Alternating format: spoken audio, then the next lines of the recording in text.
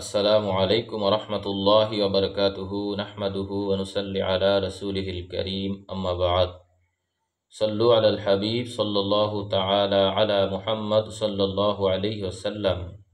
প্রিয় দিনদার মুছলমান ইমানদাৰ বন্ধুসকল, আজি আপোনালোকৰ খিদমতত এনেকুৱা এটা আমল লৈ আহিলোঁ যে আমলটো আমি কৰিলে আল্লাহ তাআলাই আমাক বহুত ডাঙৰ মুসিবতৰ পৰা হেফাজত কৰিব। মুসিবতটো কি?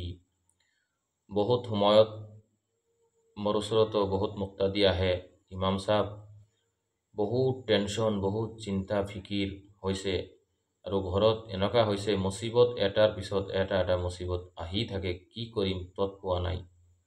এনেকুৱা যদি হয় তো আমলটো আমি ইশাৰ নামাজৰ পিছত 100 বাৰ এই আয়াতটো পঢ়িব লাগিব ৰোজানা। আমলটো কি?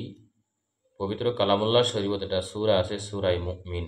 সূৰাই মুমিনৰ আয়াত নম্বৰ 44। এই আয়াতটো ইশাৰ নামাজৰ পিছত অজুৰ হালতত 100 বাৰ পাঠ কৰিলে আল্লাহ তাআলাই কৈছে গাইবৰ পৰা মদত কৰিব, গাইবৰ পৰা আমাক আল্লাহ তাআলাই মদত কৰিব।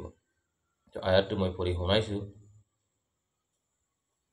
আউযু বিল্লাহি মিনাশ শাইতানিৰ ৰাজীম ওয়া উফাউযিদু আমরি ইলাল্লাহ ইন্নাল্লাহা বাসীরুম বিল ইবাদ ওয়া উফাউযিদু আমরি ইলাল্লাহ ইন্নাল্লাহা বাসীরুম বিল ইবাদ।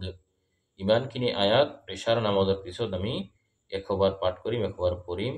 আল্লাহ তাআলা আমাক গাইবৰ পৰা কি কৰিব? মদত কৰিব। আয়াতটো সূৰাই মুমিন, আয়াত নম্বৰ 44।